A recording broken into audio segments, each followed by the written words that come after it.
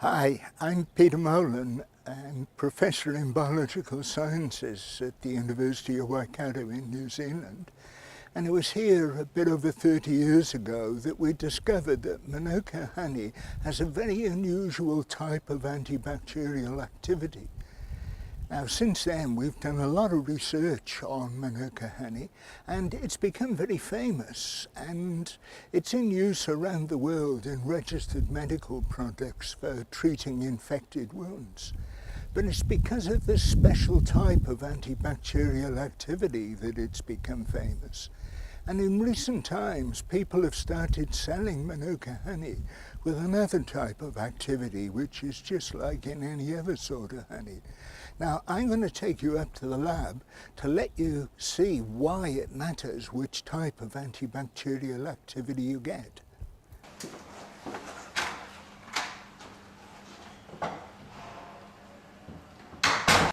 Manuka honey comes from bees collecting the nectar from Manuka trees, which are native to New Zealand. When we started investigating the antibacterial activity of Manuka honey, we found it was quite different from the activity in other sorts of honey. In other honeys, the antibacterial activity is due to hydrogen peroxide, a very well-known antiseptic. It's produced from an enzyme which the bees add to the nectar they collect. In Manuka honey, it's not.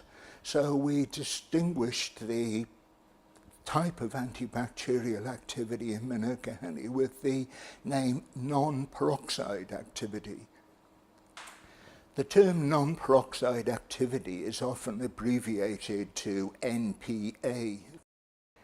When we tested a lot of samples of Manuka honey, which beekeepers sent in for our research work, we found that not all of them had this special type of non-peroxide activity. So to distinguish the Manuka honey samples which did have that non-peroxide activity, we used the term active Manuka honey.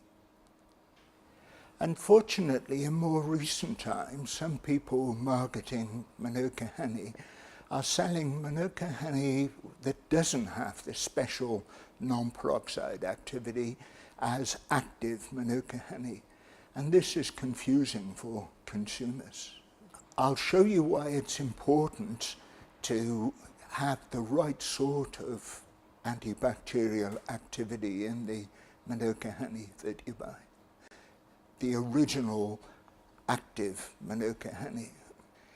If any of you have used hydrogen peroxide as an antiseptic on a cat, you'll be familiar with the way it fizzes when you put it on. That's because your blood and all the cells of your body have an enzyme that breaks down hydrogen peroxide into water and oxygen. It's the oxygen that gives the bubbles. Here's a demonstration of that.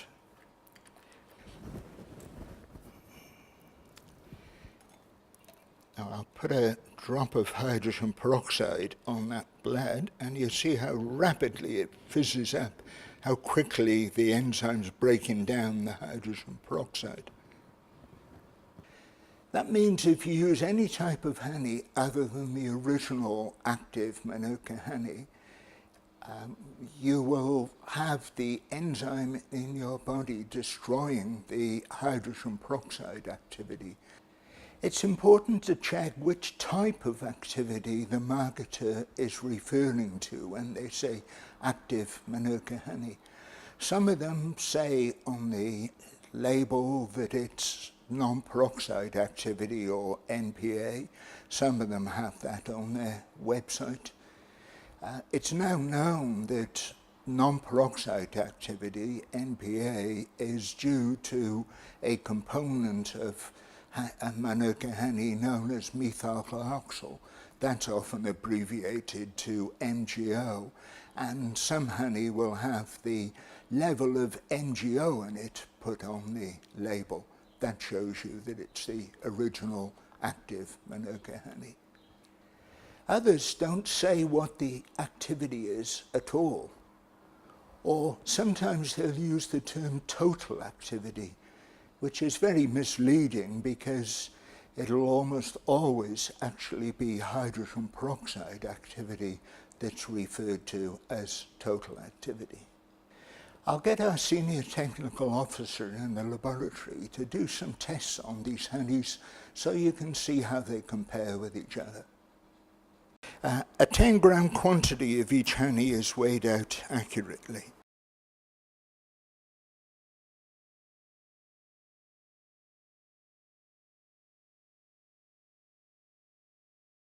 Ten milliliters of water is added to make a solution of honey.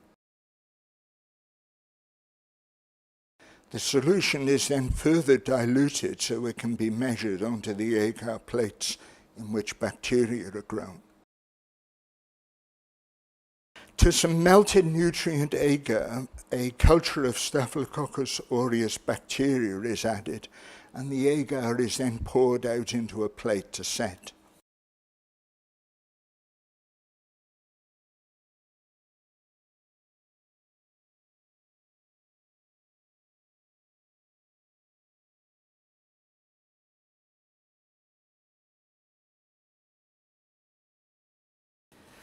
Holes are cut in the agar for the honey solution to be put in.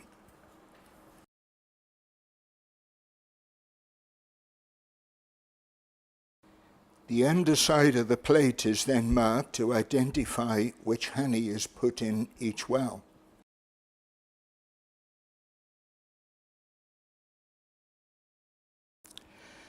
A 100 microliters of honey solution is measured into the well marked for that honey.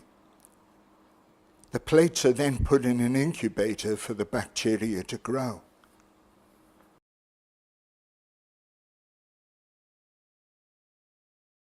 After the plate has been incubated overnight, the colonies of bacteria that have grown can be seen as white spots. You can see there's been no growth of bacteria around the holes containing the honey solution. The size of the clear zone, where there's no bacterial colonies, shows the strength of the antibacterial activity.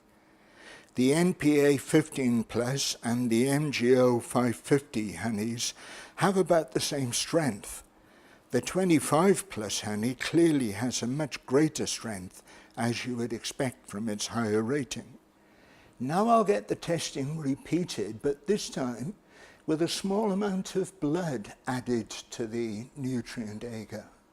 The testing of the three honeys is done the same way as before. The solutions of the honeys are added to the plate exactly the same way as before, and the plate is incubated as before. The acidity of the honey has made the blood in the agar solidify, making the agar look a bit muddy, but you can still see quite clearly the zones where the colonies of bacteria have not grown. The size of the clear zones around the NPA 15 plus honey and the MGO 550 honey are about the same as before. But look at the 25 plus honey. There's no clear zone at all there, yet it gave the biggest clear zone by far when tested without blood present. The enzyme in the blood, which breaks down hydrogen peroxide, has removed the activity of the honey that was just rated as active Manuka honey 25 plus. But it's had no effect on the non-peroxide activity or MGO, because the enzyme doesn't break down those. So if you are buying Manuka honey to use as an antiseptic, make sure that the activity rated is said to be non-peroxide activity or MGO. If it just says active, the price may be lower, the activity may be higher, but it isn't going to be effective on an open wound. Saliva also contains an enzyme that breaks down hydrogen peroxide. So if you're using Manuka honey orally, you again need to have the non-peroxide activity or MGO, otherwise you will lose a lot of the antibacterial activity. If you have friends who purchase Manuka honey, let them know about this video because it's important that they get the right type of activity.